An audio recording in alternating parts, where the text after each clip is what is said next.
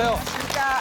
예, 감사합니다. 네, 이태균 씨. 네. 그 일체유심조라는 말 아시죠? 뭐든지 그 마음 먹기 날렸다. 예. 응? 네. 그 보면 우리 인간들의 의지가 그만큼 대단하다는 그런 말 아닙니까? 그렇습니다. 네.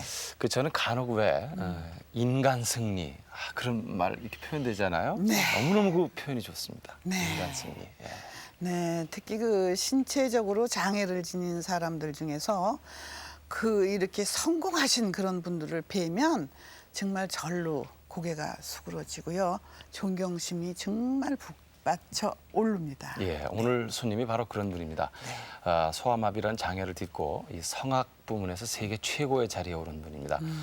정상인도 서기 어렵다는 그 메트로폴리탄 콩쿠르에서 대상을 받으신 분입니다. 먼저 화면으로 이분을 만나보시죠.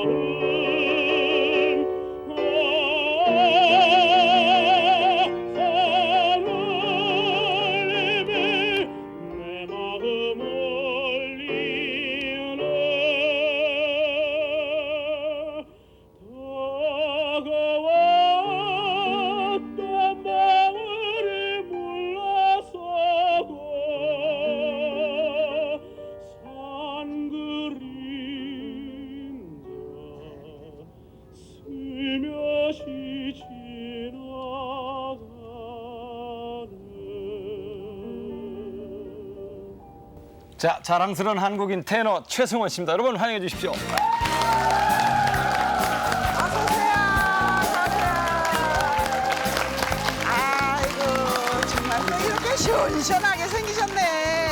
앉으세요. 아유, 감사합니다. 네. 지금 그 본 화면이 요즘에 최근에 찍으신 거죠? 네, 얼마 전에 야외에서 했던 겁니다. 예. 앞서 말씀을 드렸습니다만 세계적으로 어렵다는 국제 콩쿠르에서 거푸 막 우승을 하시고 그랬는데 네. 이제 세계적으로 유명해지셨습니다. 어려서부터 이쪽에 이렇게 자질이 있으셨습니까? 글쎄요, 뭐 자질 일어난 것보다도 그냥 어렸을 때부터 노래는 좀 한다는 얘기는 좀 들었었어요. 그러니까 뭐 제가 할머니랑 이렇게 커오면서 이제 할머니한테 노래를 많이 이렇게 영향을 많이 받았던 것 같아요. 할머님께서 그럼 늘 흥얼흥얼 좀 하셨습니까? 저희 할머님께서 거의 뭐 풍류의 아주 유명하신 여걸이셨어요. 네. 그래서 웬만한 잔치에 가면은 춤과 이렇게 노래를 즐겨 하시던 분이세요. 근데 그 참 이렇게 그 노력이라든가 그 세계 정상을 이제는 아주 점령을 하셨는데 정말 제가 봬도 나는 뭔가라는 그런 생각이 듭니다. 그런데 그 어렸을 때 갑자기 그러셨어요? 제 뭔 말입니까? 네, 소아마비가. 그렇죠. 제가 4살 때로 그렇게 된대요. 그러니까 4살 때 그 사람 일이라는 게 그런 것 같아요. 누가 언제 이렇게 교통사고를 당할지 그런 걸 모르는 것처럼 예. 저도 이제 갑자기 그러니까 집안에서 놀랬던 게 워낙 건강하고 워낙 튼튼하고 워낙 개구장이고 병을 잘 몰랐던 그런 애가 갑자기 어느 아침에 이제 이게 감기가 극에 다르면은 그게 풍으로 온다는 그런 말이 있거든요. 그러니까 한 열이 한 40도를 이제 왔다 갔다 했던 것 같아요. 그래서 그때 그 시골에는 그런 병에 대한 그런 보건소가 좀 있었지 뭐 병원 이런 게 지식이 없었거든요. 없었죠. 그래서 워낙 그런 것들이 한참 그 소아마비가 유행하고 있었는데 그 왁친 잘못 투입을 해서 제가 거의 실명하다시피 하다가 겨우 이제 목숨을 건졌죠. 예, 그렇습니다. 네, 흔히 얘기하는 이제 우리 소아마비들이 모이면 그런 말들 많이 하거든요. 살짝 지나갔다 이러면은 이제 약간 다리만 가볍게 저는 사람이 있고 근데 정통으로 오면 이제 어떨 때 심하게 오면 이렇게 뇌로 오면 이제 우리 정신지체가 되는 거고. 저는 이제 사지가 왔죠. 그 전에는 그럼 뭐 아주 뭐 장난도 심하게 하시고 그랬다면서요? 그 제가 4살인데 할머니 말씀에 의하면은 9살 키에 그리고 몸도 굉장히 건강했대요. 4살 때. 그러면 얼마나 4살 꼬마이가. 그리고 얘기 들어보니까는 어머님이 그 저 때문에 치료비라든지 장독값을 꽤 많이 들으셨더라고요. 그 어머님이 그러시더라고요. 혹시 안 깨진 장독이 있나 하고 찾아다녀서 안 깨졌으면 또 깨놓고 지나가던 애가 나한테 안 맞았으면 너 나한테 아직 안 맞았지 뭐 이런 식으로 이제 그랬었나 봐요. 저는 도저히 상상이 안 가요. 어떻게 이렇게 생긴 사람이 그러는지 저도 이해가. 그게 뭐 어떻게 뭐 운이라고도 이렇게 그렇죠. 하늘에 운이랄고 운명이랄 수도 있고. 예. 그렇죠. 근데 그런 것을 운이라 운명이라고 이렇게 받아들이기까지는 많은 시간이 필요했던 것 같아요. 특히 고등학교 때는 그런 거를 받아들이기 불만에 고조와 있었죠, 굉장히. 그때는 뭔가 세상을 알기 시작하고 이랬기 때문에 예. 이런 운명이 굉장히 싫었죠. 다른 형제자매 몇이나 됩니까? 3남 1녀 중에서요. 제가 둘째입니다. 밑에 여동생이 있고 우위로 형님, 맨 막내가 맨 끝입니다. 그러면은 그렇게 건강하다 못해 동네 장독을 다 깨고 다니던 그 개구쟁이가 말이에요. 어느 날 갑자기 알아누웠을 때 어른들의 상심은 뭐 어떻게 말로 표현하겠습니까? 부모님은. 글쎄요. 이제 제가 이제 이제 딸을 둔 아빠가 되니까는 이제 좀 뭐랄까 사람이라는 게 그런 것 같아요. 아무리 그 남의 사정을 이해한다는 거는 예를 들어서 신체적인 장애를 이해하려면은 상대방 스스로가 어떤 그런 위치 가지 않고서는 결코 남을 이해를 못하는 것처럼 그 제가 아빠 위치가 되니까는 제가 이랬을 때 그 얼마나 가슴적으로나 이렇게 정말 슬퍼했을까 하는 그런 부모님 마음을 이제 조금 이해할 것 같아요. 네. 그 불편한 정도는 어느 정도였습니까? 제가요? 예, 실제로 그 4살 그러니까는 이후에 정통으로 왔기 때문에 어떻게 얘기를 들어보면은 그 굉장히 건강하던 애가 우리 휴지를 이렇게 물에 적셔서 이렇게 하면 이렇게 딸려오듯이 제가 그렇게 됐더래요. 아무리 그러니까는 뭐 정말 일어나서 제가 아직도 기억하는 게 눈동자하고 머리만 돌릴 수 있었지 팔다리 움직이기 힘들었어요. 그래서 어떨 때는 밤에 잠을 못 잔 적이 있었어요. 한 3, 4시까지 오줌을 참느라고. 그러니까는 이번에는 쉬하기 싫고 그런 어떤 오기 때문에 그럼 좀 깨우지 참느라고. 그랬습니까? 깨워야 되는데 그것이 이제 부끄러웠나 봤던 것 같아요. 제가 몇 번 깨웠던 경험도 있었지만은 그래서 몸을 굴려서 정말 겨우겨우 그 오가에 가서 실례를 하다가 어떨 때는 도저히 안 돼서 이불에 한 적도 있었던 기억이 나는데 뭐 그 정도로 심했었어요. 그러다가 제가 한 7살 때부터인가 워낙 그 동네 아이들이 하고 싶어 했던 그런 뭐 이렇게 새끼를 갖고 기차놀이 하는 거 네. 이런 것들이 너무 하고 싶어서 그거를 하고 싶어서 제가 벽 잡고 쓰기 싶어서 연습하고 혼자. 조금의 그 한 1m 간격을 제가 이렇게 벽을 손잡다 이쪽 벽을 잡을 정도로 이렇게 걷는 연습을 자꾸 했었어요. 그게 너무 하고 싶어서. 그래서 그 시절의 유일한 꿈은 그러니까 내가 걷는 것보다는 저기 한번 내가 같이 참여하고 싶은 거. 그래서 그게 유일한 꿈이었는데 이제 그러다 보니까 걷게 됐죠. 자기 노력이네. 그건 정말 말로 표현 못하는 노력 아닙니까? 그렇죠. 솔직히 제가 아직도 제 무릎 보면은 그 흔적들이 많이 있어요. 깨지고 뭐 상처나고 이런 벗겨지고. 거. 뭐 저도 조이라는 영화를 봤었는데 예.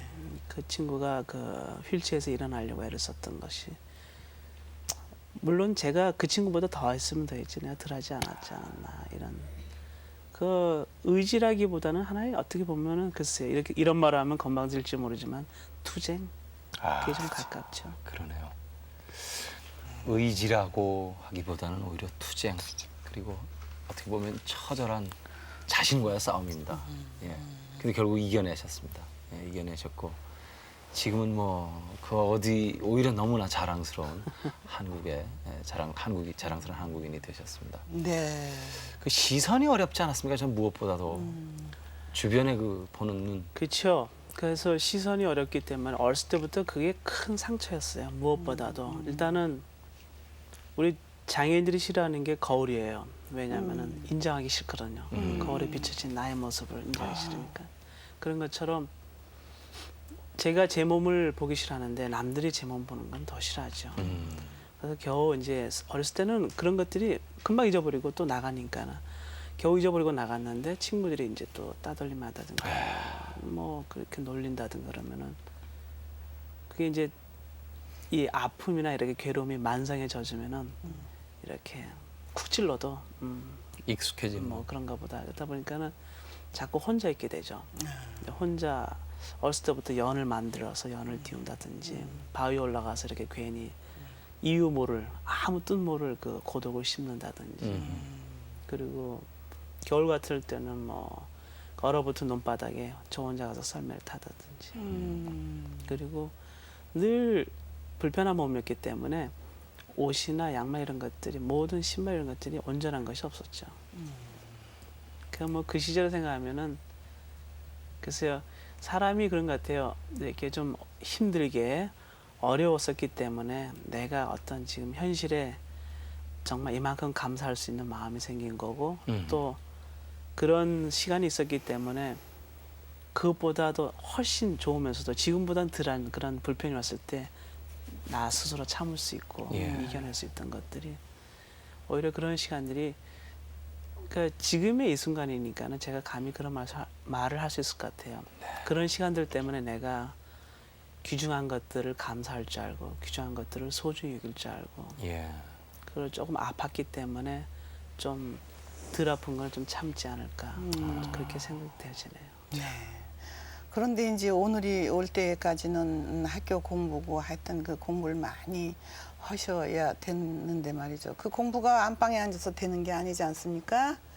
그 등하교 할 때도 그 불편이 많으셨을 걸로 알고 있는데요. 그죠. 예를 들어서 국민학교 때 같은 경우는 제가 보광동에 살았었는데 그 학교를 이제 밑에서 종점에서 여기까지 올라가면 여느 때 같으면 한 4, 50분 걸려요. 네. 제가 지금 가서 일부러 한번 걸어봤거든요. 10분에서 15분 걸리더라고요. 그 거리를 매일 어머님이 저를 업고 이제 등하게 하셨어요. 처음에는. 그래서 때로 어머님이 바쁘시고 힘드시고 뭐 아프시면은 저가 등하교를 못했죠. 그럴 때는 어떨 때는 점심 때 반장 부반장이 와서 저를 업고 올라갈거나 막 그런 적도 있었고 제게는 너무너무 힘들었었죠. 그런 것들이. 겨우겨우 1학년 때 제 기억으로 한 반을 학교 다녔나? 반은 못 다니고 그런 기억이 있는데 지금 그것은 초등학교 말씀하시는 거예요? 그렇죠. 초등학교 때죠. 1학년 때? 근데 제일 힘들었던 거는 학년이 올라갈수록 중학교 때도 힘들었고 고등학교 때가 제일 힘들었던 것 같아요. 체중이 나가니까.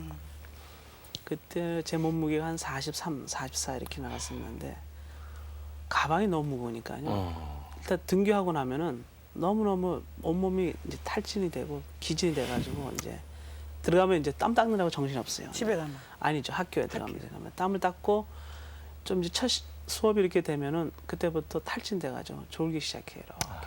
그래가지고 그게 좀 깰 때가 되면 점심이에요. 그러니까 점심 먹고 또 식곤증에서 또 비실비실하다가 그 깰 때 되면 이제 집에 갈 시간이고 늘 이것이 반복되다 보니까 공부는 성적은 성적대로 자꾸 곤두박질하고 뭐 인생에 대한 어떤 삶의 희망이라든지 어떤 기쁨 이런 그런 걸 감히 생활 틈이 여유가 없었어요. 그냥 어떻게 하면은 반복되는 생활 속에 내가 좀 덜 피곤할까.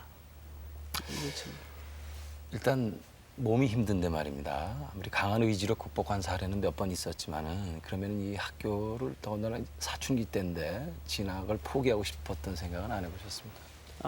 제가 좀 많이 힘들었을 때마다 부모님이 그런 거 했던 것 같아요. 그러니까 안쓰러우니까 부모님 설마 뭐 자식이 뭐 학교를 못 다니게 그런 건 아니지만은 어머님이 너무 안쓰러우니까 그래 중학교 마치고 힘들면 좀 쉬는 게 낫겠다. 한 1년 좀 쉬었다가 고등학교를 다시 가든지.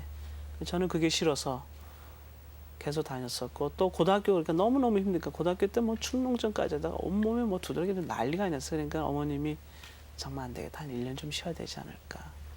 이제 그런 권고는 계셨죠. 근데 어떻게 끝까지 그렇게 하셨어요? 좀 그 쉬지도 우리 않고. 장애인들이 둘로 나눠지는데요. 감히 뭐 제가 둘로 나눠진다는 게 좀 교만스러울지 모르지만 고집이 센 장애인들이 있어요. 지기 싫어하는. 아, 그러니까 내가 장애인이고 내가 인정하고 싶지 않은. 내가 비록 장애인이지만은 이것까지 내가 포기하면 안 된다는 어떤 그런 고집스러운 면들이 있는데 저에게 아마 그런 것들이 좀 이렇게 발효돼서 학교를 끝까지 다니지 않았나. 그러다가 어떻게 본격적으로 성악과 만나게 됩니까? 집에서는 앉아서 하는 수업, 앉아서 하는 그 미래, 그러니까 뭐 행정 사업이라든지 이런 거 하길 바랬는데 저는 자꾸 반대로 나가는 거예요. 청개구리 심보 가지고 공대를 치고 왜 나는 공대 가면 안 되냐. 떨어져도 좋다 해서 공대 치다 보니까 신장하면서 자꾸 떨어지고 이러다 보니까는 제가 교회를 중3 때부터 다니기 시작했는데요. 교회 목사님이 저보고 이제 음악 실력이 있어서 음대 합격하라는 의도를 저에게 권한 게 아니고 거기 가면 면접은 그래도 합격하니까 면접은 떨어지지 않으니까 신청검사도 없고 그런 이제 어떻게 저에게 좀 사회적인 인생의 격려를 하고자 이제 종교음악과를 이제 후기 대학을 저에게 권유를 했죠. 그러다가 날짜는 한 3, 4일 남았나요? 그래서 한 3일 레슨을 받고 그 우리 흔히 얘기하는 기적이라는 표현에 힘입어서 제가 합격을 해요. 근데 그게 저 음악의 시작이었고 그게 제 22살이었는데 그때부터 제가 2년을 다니면서 굉장히 고민을 했어요. 왜냐하면 제가 막상 그 학교에 입학했지만은 그런 느낌이 있죠. 옷을 입어도 헐렁한 내 옷 아닌 신발을 신어도 남의 신발 같은. 그러니까 제가 종교음악 다니는 게 왜냐하면 수업 시간에 들어가거나 레슨을 받아도 제가 아는 지식이 없어요. 뭐 갑자기 3일 받은 사람이 뭘 알겠어요. 선생님이 어이가 없는 거죠. 뭐 선생님이 저를 앉혀놓고 일일이 처음부터 아주 정말 고등학교 1학년 가르치는 것처럼 저를 가르치고 그러니까 저는 그걸 느끼기 시작했어요. 너무너무 신경이 나는 거예요. 아니 이러면서 내가 음악할 필요가 있는가. 그러니까 너무너무 방황을 한 2년을 한 것 같아요. 제가. 그래서 이걸 내 거냐 아니냐 내 거냐 아니냐 하다가 제가 기도를 하기 시작했어요. 하나님께. 그래서 이것이 내 그릇이라면은 좋습니다. 내가 하나님과 내기를 하겠습니다. 그러니까 말도 안 되는 내기죠. 제가 음악을 하려는 어떤 그런 뜻을 제가 타학교를 보겠습니다. 그러면은 한양대를 보내려는데 만약에 다른 학교 봐서 합격이 되면은 정말 그거는 하나님의 뜻이고 내 운명이냐고 내가 열심히 하지만은 더 이상 정말 아니면은 제가 가는 길을 한번 도와달라고 그렇게 기도를 했어요. 하나님과 내기 같은 거 있죠. 그래서 저는 제가 이기려고 준비를 많이 했어요. 제가 이과였는데 문과로 과를 바꿔서 시험을 치니까 뭐 인문지리나 세계지리 이건 제가 알 턱이 없죠. 그리고 제가 되도록이면은 제가 유리하려고 그러니까 15점 만점 제가 한 3점 목표로 가나다라 했는데 그게 답이 나와서 어떤 거는 부끄럽지만은 빵점이 나온 적도 있더라고요. 그런 것도 있고 해가 학력고사가 아주 너무너무 저조했어요. 그래서 저는 속으로 기뻐했어요. 이건 내 승리다. 그리고 그러니까 저는 음악을 안 하려는 분위기가 많았었고요. 이건 내가 갈 길이 아니다. 저 스스로 생각했었고 그래가지고 뭐 레슨은 나름대로 2년 동안 제가 학교를 다닌 경험으로 내가 곡을 준비하고 이제 쳤는데 또 기적이 또 발달해가지고 또 제가 또 붙었어요. 됐어요. 네. 그러니까 남들은 자질이 있었다, 뭐 타고났다 그러는데 저는 절대 그렇게 생각 안 해요. 그래서 한 대 들어가서 그때부터 이건 내 운명이다. 내가 이때부터 열심히 해줘. 그때부터 제가 마음 먹고 열심히 했어요. 정말 아침에 등교해서 밤 11시까지 있을 정도로 연습실에서 좀 열심히 했는데 제가 테너라고 하는데 제 음역이 소울 음정 이상이 안 나는 거예요. 소울 이상이 나야지 뭔가를 해볼 만하고 테너로서 해야 되는데 안 나는 거예요. 그래서 한 5개월을 계속 하는데 안 나는 거예요. 너무너무 갑자기 제 인생이 막 비참해지기 시작하는 거예요. 그러니까는 막상 내 운명이라고 받아들여지고 하는데 안 나니까는 더 화가 나고 더 벚꽃해서 뭐 연습실 이 방음벽 막 깨기 시작하고 안 될 때마다 다시 한번 안 나면 다시 또 피아노 음반 하나 깨고 굉장히 파격적인 인생이 막 변하더라고요. 그래서 뭐 그때는 제가 교회를 다녔지만 굉장히 좀 저의 정신 세계가 좀 굉장히 타락된 시기였어요. 그래서 막 하루 포기하고 그 다음 아침에 올라가서 다시 하고 저녁에 내려오면서 포기하고 안 나니까요. 막 어떨 때는 너무 제 화에 볶여서 막 눈물이 나는 거예요. 제가 우는 줄도 모르고 그래서 잠실에 그 환한 그 야구 불빛 보면은 더 화가 나세요. 저기는 깊은 막 더 화가 나가지고 그러다가 어느 날부터 그런 걸 느꼈어요. 어차피 내가 갈 길 음악길이라면은 인내하고 기다리자 해서 하다 보니까는 한 몇 개월 지나니까 소리 나와요. 나왔어. 그리고 라도 나오고 아. 2학년 되다 보니까는 테너로서 그 하이체를 낸다면 참 그만큼 기쁨 없느냐인데 그 기쁨도 이제 그 또 다른 인내를 배운 것 같아요. 걷기 위한 인내와 했던 거를 옛날 생각하면은 소울 음정을 하나 얻기 위한 어떤 정말 자기 운명을 받아들이면서 겪어야 할 그런 인내들 그런 것도 느꼈던 것 같아요. 좌절과 극복을 계속 반복해 오셨습니다. 그래서 오늘 최종적인 이제 승리를 한 자리에 오셨는데 미국은 언제 가게 됩니까? 그 이후에? 유학은 제가 원래 성악을 했기 때문에 그 이태리를 가려고 마음 많이 먹었었어요. 근데 제가 미국으로 가게 된 게 어떤 종교적인 그런 문제도 있었고요. 저희 부모님이 교회를 안 다녔기 때문에 그래서 제가 부모님을 거의 떠다비다시피 미국을 보냈어요. 그 저의 기도 목표도 성취했을뿐더러 그러니까 유학 겸 이민 겸 간 게 미국이죠. 네. 미국 가서 이제 영어학교부터 다니자. 그러니까 어덜트 스쿨부터 이제 다니기 시작했어요. 다니다 보니까는 저의 그 인내는 별로 안 됐나 봐요. 한 8개월 다니까 짜증나고 지루하더라고요. 여전히 A, B, C, D 뭐 과일 이름 뭐 동물 이름 배우고 막 계속 그 수준이니까는 너무 노력하고 싶은 거예요. 그래서 다시 다 접어두고 음대 대학원을 다시 신청했어요. 예, 예. 참 용감하시다. 근데 영어가 안 됐는데도 붙더라고요. 그렇죠. 워낙 그 조건부로 일단 합격을 하고 학교 다니는데 졸업 때는 너가 영어를 하는 조건. 그 가게 되고 그 학교 이제 그게 남가주에는 유명한 학교 두 군데가 있어요. 그 UCLA하고 공립하고 USC라는 사립학교가 있는데 그 제가 USC 사립학교 다니게 되고 거기서 정말 그런 분을 만날 줄 몰랐을 정도로 아주 좋은 저의 사부님을 만나게 됐죠. 예. 어떤 분이에요? 그분이 그때만 해도 70 후반 연세가. 그러던 이제 거의 미국은 자기가 이제 퇴임하겠다 그러면 이제 퇴임할 정도로 여기처럼 정년 나이가 없어요. 이제 그분은 메조 소프라노 독일계 그러니까 오스트리아 사람이에요. 네네. 독일 오스트리아 사람인데 그분이 헬타 그라츠라는 할머니인데 저는 이제 할머니라 그러죠. 그 선생님을 만나서 그 선생님이 이제 저를 마지막 제자인 양 저를 많이 이뻐해 주시고 저에게 꿈과 용기 또 다른 세계를 저에게 하라고 권유하셨던 분이에요.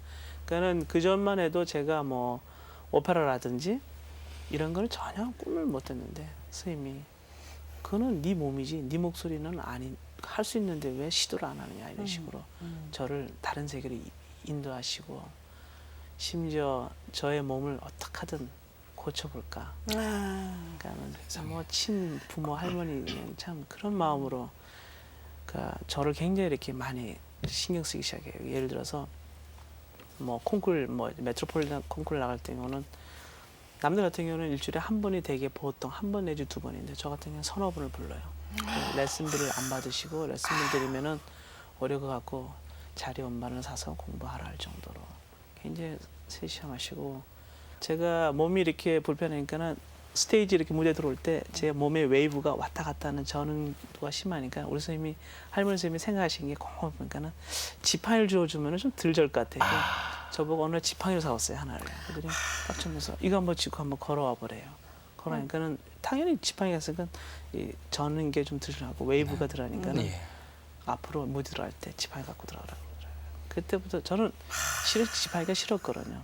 왜냐하면 그거는 내가 내 몸이 불구라는 걸 인정하기 어떤 도구를 잡고 있는 게 싫어하기 때문에 늘 지팡이를 옛날부터 짚었는데 안 짚었다가 할머니의 사랑을 내가 아니까는 우리 선생님에서 우리 선생님이 너무너무 감사해서 그때부터 제가 꼭 무대 들어갈 때 지팡이를 사용해요. 어떨 때 이렇게 들고 들어가고 이거 짚고 들어가야 되는데 아직 익숙하지 않아져서 그래서 어떨 때는 이제는 많이 익숙해졌어요. 지팡이를 이렇게 지탱하고 노래할 정도로 이렇게 무대에서. 그 선생님이 그냥 참 음악적인 것뿐이 아니고요. 어떤 다른 불편함까지 해소를 시켜주기 위해서 정말 마음으로 노력하신. 그렇죠. 정말 우리 흔히 미국에서 표현하는 골든 하트. 아주 마음이 너무너무. 근데 어떻게 콩쿨까지 그래 또 도전하셨어요? 그 메트로폴리탄 콩쿨. 뭐 어렵다는. 그러게 말이에요. 그 어렵다는 콩쿠르를 제가 하려고 한 게 아니고 어떻게 그런 것 같아요. 그 저도 아직까지 참 내가 본인이 당하고도 그 말이 실감 안 나는 게 뭐냐면 누가 그러더라고요. 음악은 열심히 하면은 내가 아무리 뭐 어떤 그 목적에 대해서 내가 훌륭해야 되지. 정말 멋진 테너가 성악가가 되지. 이런 꿈이 막 많을수록 조급해지고 막 안달이 나잖아요. 근데 어떤 분이 그러더라고요. 열심히 하면은 정말 음악에 대해서 하면 어느 때가 될 때 그리고 음악이라는 것 자체가 이 사람이 레디가 됐을 때 준비가 됐을 때 그 사람을 어떤 좋은 경지로 인도한다 이런 말을 제가 배우고 들었어요. 그러니까 저도 이제 그러니까 솔직한 학문이 음악이다 이러더라고요. 그래서 그거를 저는 느꼈거든요. 근데 콩쿠르 우승하리라는 생각은 하진 않았었어요, 진짜. 이게 왜냐면 내가 몸이기 때문에 더욱이 또 오페라 콩쿠르예요.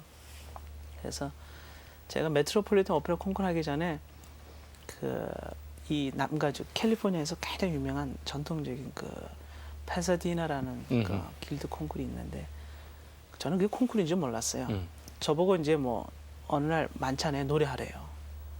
뭐 이렇게 만찬에 있고 뭐 이제 가서 노래하는데 저 말고 한 3명 있었어요. 내가 노래하고 딱 그랬는데 한 1주 지났나요? 그랬더니 또 만찬인데 또 노래하래요. 그래서 뭐 노래하고 나니까 한 300불씩 주더라고요. 그래서 뭐 이것도 내 음악의 시작이고 다 우리 선생님이 배려한 거예요. 기회를 만드시는. 참 대단하다. 그래가지고 제가 USC 하면서 이제 학교 생활 열심히 하니까 학교에서 이제 저를 해가지고 자꾸 추천하고 우리 선생님도 추천하고 해서 맞아 들어갔는데 그 3번째 이제 마지막 만찬에 갔는데 또 다른 사람들이 왔어요. 성악가들이요. 그래서 난 또 돌아가면서 만찬에 이제 시스하고 이제 다 뭐 스테이지 가서 노래하는데 올라가기 전에 다 이제 뭐 거기 개요 인사하면서 하는데 영어 들어보니까 컴피티션인 거예요. 콩쿠르인 거예요. 그래서 이거 분명히 디너 뭐라 했는데 컴피티션이네. 그래서 재밌다. 이런 컴피티션도 있나? 뭐 밥 먹으면서 무슨 콩쿠르를 한다. 돈 받아가면서. 그래서 뭐 그런가 보다 하고 했는데 이제 돌아가면서 노래를 했어요. 딱 그러더니 위너 최승호를 딱 부르더라고요. 2,000불을 딱 하면서 우승자. 우리 할머니가 그때, 우리 선생님이 그때 잘 없었어요. 그래서 이야 이게 콩쿠르인가? 내가 우승했나? 그래서 우승했대요. 그래서 콩쿠르 같지 않으니까 콩쿠르하면 제가 여기서 동안 콩쿠르 해봤거든요. 굉장히 치열하고 다 스테이지 올라오고 막 관중을 들었고 이렇게 해야 되는데 밥 먹고 그게 아니고 막 식사하고. 노래하고 막 그러니까 예. 전혀 콩쿠르 같지 않은데 그래서 콩쿠르 우승했어요. 처음으로. 근데 저는 그 콩쿠르 되게 시시한 줄 알았어요. 밥 먹고 하는 콩쿠르 모르는 줄. 딱 타고 했더니 뭐 사람들이 그러는데 너 거기 우승했다며. 그래서 그 콩쿠르 아무나 우승 안 한대요. 굉장히 그 심사위원들이 좀 까다롭게 유명하대요. 그래서 그랬더니 그 얘기를 제가 굉장히 많이 들었어요. 그 콩쿠르 웬만해서 우승자가 어떨 때는 우승자가 없다 뭐 이러더라고요. 그래서 좀 그래서 내가 대단한 콩쿠르 우승했겠나 보다는데 그 콩쿠르 우승하면은 메트로폴리탄 콩쿠르 그 자격은? 신청서가 이게 날라와요. 하라고. 그래서 우리 선생님은 저를 가르치시면서 제가 그랬거든요. 그러면 내가 이 콩쿠르에서 했는데 메트 콩쿠르 하면 되니까는 저희 교만하면 안 된다고. 내가 보기에는 한 1년 정도 더 하면 되겠다. 세상에. 그래서 그러면 그런가 보다고 선생님이 그러니까는 저는 1년 전에 나갔는데 그게 1년 전에 벌써 날아온 거예요. 그래서 제가 장난삼아 그냥 이렇게 이름 주소 다 보냈더니 시간과 장소가 날라왔어요. 하라고. 그 뭐 저는 아직 내가 레디가 안 된 건 줄 알고 해도 떨어지겠거니 하고 가서 했는데 LA 지구 1차가 패스가 됐어요. LA 지구 3차까지 했거든요. 근데 주로 LA만. 무슨 뭐 시험만 보면 한 번에 되는군요. 아까 대학 입시도 그랬고. 꼭 그렇지도 않은 것 같아요. 그렇잖아요. 예. 그때 자, 그 시절에 그 분위기가 그랬었어요. 예, 근데 예. 그때 분위기는 콩쿠르이 그랬던 것 같아요. 예. 그러고 보니까 이 선생님 말씀 맞는 것 같아요. 예. 걱정되더라고요. 저희 선생님은 하지 말라 그랬는데 이게 털촉 이거 합쳐되니까는 이게 약속을 어겼으니까는 그 가서 말씀드렸더니 안 해달까 당황하시더라고요. 그랬더니 나보고 너 정말 합격했니? 패스했니? 안 되겠대. 그럼 지금부터 너 일주일에 3번씩 오래요. 그래서 이제 매일 출연하고 2차가 패스됐어요. 마지막 3차 본선에서 8명이 서부 지역으로 가게 되는데 서부 지역 결승에 근데 제가 거기 뽑히게 되고 서부지역 갔더니 66명이 왔어요. 그래서 한 번 더 자르고 12명 최종 서부지역 본선하는데 거기서 한 명을 뽑아서 마지막 내셔널에 보내는 거예요. 아유, 이건 정말 무슨 그러니까 꼭 제가 늘 세상에 말하는데 웬일. 이건 꼭 이 쿵호 영화 있죠. 소림사 예, 영화 뭐 하나 관문 통과하면 꼭 싸우고 또 꼭 그런 기분이더라고요.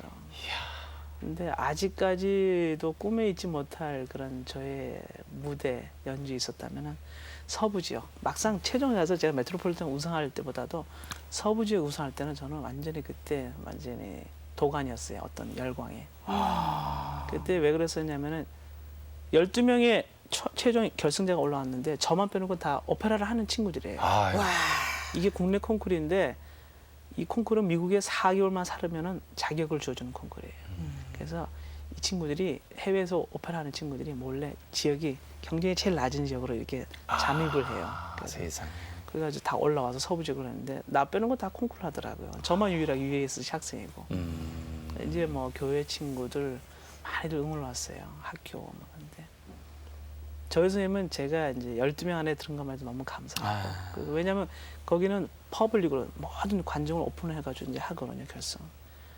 그래서 저도 빈 마음으로 했죠 뭐. 근데 12명이 한 곡씩 돌아가면서 딱 했는데 제가 반응이 제일 컸었어요.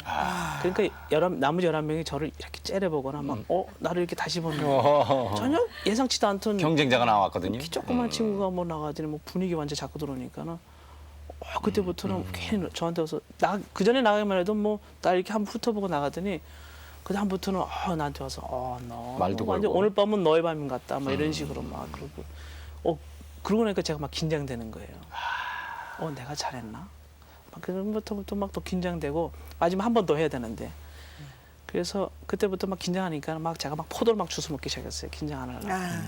그 2차 두 번째 했을 때도 너무 열광적이었고 거기서 제가 우승했을 때 한국 사람들이 뭐 대한민국 만세. 만수분이지. 마지막 그 최종 1등을 뽑고 저랑 베이스라가 딱 둘이 남았었는데 누굴 뽑아야 되는 상황에서 관중은 다 제 이름을 외치기 시작합니다. 승원철. 그래가지고 우리 선생님 뭐 그게 이제 마지막 감독관이 위너 승원철 하니까 우리 선생님은 계속 앉아서 울고 있고 너무 기뻐해서 뭐 사람들 한국 사람들 무대 뛰어 올라와서 뭐 야야 하면서 난리였어요 아이들 때. 그럴 때 자기 마음은 어땠어요? 그 흔히 말하는 거 있죠. 본의 아니게 애국자 되는 기분. 물론 기쁘다고 이런 것보다 너무 당황했죠. 왜 이런 현실이 나에게 다가오는가. 내가 꿈꾸지 그리고 내가 소망하지 않았던 결과들. 그리고 마지막 본선에 가서 제가 아직도 잊지 못했던 거는 사람이 그런 것 같아요. 욕심이 없었던 때와 어떤 사람이 위치가 하면은 자기도 모르게 생긴 욕심.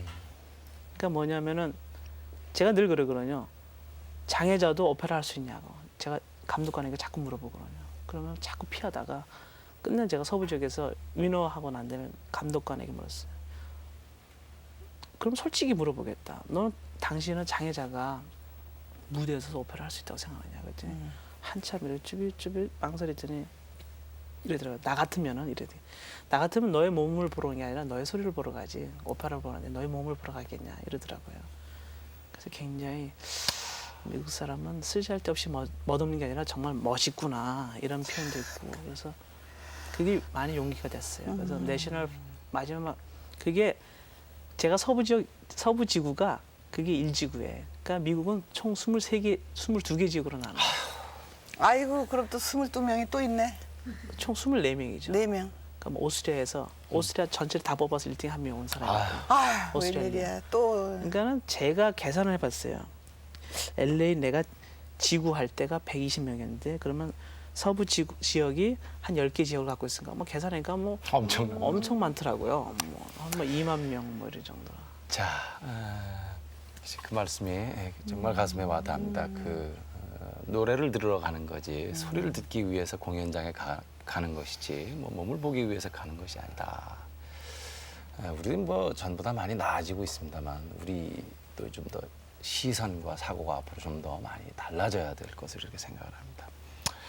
자, 그런 성공 이제 충분히 알겠고요. 또 하나의 커다란 성공이 있습니다. 바로 음악뿐 아니라 이 사랑에 대한 성공인데 부인을 미국에서 만나셨다고요? 예, 그렇죠. 그 얘기 듣고 싶습니다. 우리 와이프요? 예. 그럼 뭐 제 와이프 얘기 듣고 싶으세요?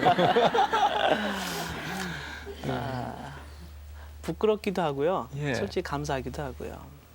제가 교회를 다니면서 나성현록교회를 다니면서 성가대에서 제 와이프를 만났어요. 성가대에서. 제가 참 어떤 제 남자친구를 통해서 와이프를 처음 알게 됐지만은 그래도 나중에 뭐 와이프는 기억을 할지 모르지만은 제가 이렇게 성가대 가운을 입고 이렇게 하다가 쿡 쓰러져서 무릎을 꿇은 적이 있는데 네. 이렇게 뭔가 이렇게 따뜻한 손길이 들어와서 제 겨드랑이를 콕 이렇게 들었는데 그때 제가 와이프를 보고 깜짝 놀랐죠. 보기보단 굉장히 손길이 따뜻하다. 그런 느낌을 많이 받아서. 근데 지금 뭐 거두절미하고 지금 딱 한마디로 한다면 참 저에게 너무 과분한 와이프죠. 참 착하고 아름답고 순하고. 그 따뜻한 손길 느껴지지 않습니까? 네. 그래서 따뜻한 손길이 느껴졌다는 거예요. 너무 좋아서요. 제가 저를 싫다 그랬는데 제가 한 1년 쫓아다녔어요. 그런데 말이죠. 우리도 이은혜 해봤지만 물론 그 이은혜가 유별나게 정말 사랑으로 감싸줬지만 그 사람이 살다 보면 언젠가는 좀 그 온도가 식을 때가 있는데 결혼하고도 여전히 그렇게 뜨거운 사랑을 보내주셨습니까? 부인한테 불만 없으셨죠? 부인께서? 아이 뭐 자기 분 없다 그러지만 왜 없겠어요. 그 불만 없는 사이가 어디 있겠어요. 불만이 있어야지 또 만족이 있는 거고. 그 지금 엄선생님 말씀은요, 하고 나서보다도 하기 전에 혹시 어떤 처가의 반대 이런 건 안 부딪히셨냐는 뜻인 것 같습니다. 그건 있었죠. 그거는 저도 각오를 했었고 예. 그거는 입장을 바꿔서 제가 아빠가 됐어. 제가 딸이 있고 내가 몸이 이렇게 불편한데도 불구하고 그런 사이가 들어온다면 저도 망설일 거라 생각을 해요. 그러니까 저는 장인어른의 분위기를 집중히 하겠더라고요. 그렇지만은 사랑하기 때문에 물러설 수는 없다. 그 이해를 시켜야 되고 정복이라 이런 것보다는 뜻을 굽히지 않는 것이 남자의 도리가 아닌가. 처갓집에서 많이 반대가 좀 심했죠. 그리고 왜 그랬냐면은 장인어른이 싫어하는 게 이 남자가 음악하는 걸 싫어하셔요. 음악을 그리고 거기다 또 몸도 불편하니까 아무래도. 근데 뭐 이제는 저보고 그러세요. 뭐 심지어는 뭐 이제 많이 옆에서 코치할 정도로 저를 많이 좋아하시고 네. 사랑 많이 베풀어 주시고. 여러모로 승리하셨습니다. 그 부인과 아기의 모습 여러분께 소개해드리겠습니다. 이 어디서 찍었어요? 한국에서 찍었습니까? 아닙니다. 미국에서 찍었는데요. 예. 그 우리 진이가 그 돌잔치를 했거든요. 그 스튜디오에서 돌잔치 기념으로. 최승원 씨가 또 가깝게 지내는 분들이 있더군요.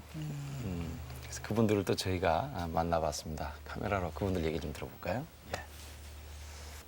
최승원 씨, 맨 처음에 제가 인상적이었던 건 제가 열린음악회에서 처음 최승원 씨를 만났었는데 우선 소리에 맨 처음에 이제 반했고요. 소리랑 그 다음에 전력을 보게 됐어요. 저는 보통 이게 이력을 보고 난 다음에 이런 이력이 있었구나 이러고서 이제 그 사람을 보는 거하고 우선 실력으로 그 사람을 이미 좋게 느낀 다음에 이력을 보니까 정말 남보다 더 몇 배 사실은 그런 노력이 필요할 거예요. 그거를 해서 오늘날 그리고 그쪽에서 정말 오페라 무대에서 인정까지 받고 이렇게 꾸준히 활약할 수 있는 그리고 이제 전 세계의 테너가 될 수 있게 발판을 마련한 것에 대해서 다시 한번 박수를 보냅니다. 그리고 그렇게 인정받고 지금 좋은 소리를 그러니까 거기까지 닦아놓은 게 이제 어쩌면 걸음마일지도 모른다는 생각을 해요. 최승원 씨가 늘 표현하듯이 어떤 장애인으로서가 아니라 이제 똑같은 경쟁으로서 세계 속의 최승원 씨가 되기 위해서 최승원 씨 나름대로의 또 본인이 더 잘 아실 것 같아요. 많이 노력하시고 그리고 그다음에 부인이 지금 전문인이어서 떨어져 있는데 저는 웬만하면 어느 한쪽이 좀 포기를 하고 어느 한쪽 이쪽인가 좀 최승원 씨랑 늘 같이 좀 쉼이 되고 의지가 되면서 이렇게 같이 다녔으면 좋겠어요. 최승원 씨는 너무너무 귀여운 이미지도 그렇지만 너무 귀여운 친구예요. 그리고 인간성이 너무너무 좋은 것 같아요. 장점을 말한다면 너무너무 좋은 게 많은데 노래 자체가 정말 따뜻하고 이 감동적인 그런 노래를 하는데 그런 핸디캡을 이제 극복하기 위해서 신체적인 핸디캡을 극복하기 위해서 더 이렇게 충실한 것 같아요. 음악적으로 그런 게 참 좋고 이 첫째로 하여간 이 마음이 따뜻하니까 노래도 그렇게 따뜻하게 들고 저는 늘 좀 질투가 날 때가 있어요. 글쎄요 당부하고 싶은 거는 그 맛있는 거 혼자만 먹지 말고 꼭 뭐 어디 초대받았다 그러면서 아주 좋은 음식 다 먹고 다니는데 그 뭐 같이 밥 먹자 그러면서 막 슬슬 빠지고 근데 약속 캔슬하고 근데 앞으로 그런 기회 있으면 같이 좀 불러주고 그다음에 그 앞으로 우리나라에도 외국에서만 노래하지 말고 한국에도 또 들어와 가지고 저도 지금 학교에서 가르치고 있지만 최승원 씨도 학교에서 그 후배들한테 자기의 그 얻은 그런 경험을 나눠줄 수 있는 그런 기회. 그 요즘 대학들에서 뭐 저 테너들 모자르다고 막 그런 얘기들 많이 하는데 그런 뭐 이런 좋은 사람을 또 교수로 또 초빙을 하고 그래서 또 우리나라 음악계의 발전을 위해서 이 사람이 많이 자기 배운 걸 사용할 수 있으면 좋겠어요. 네.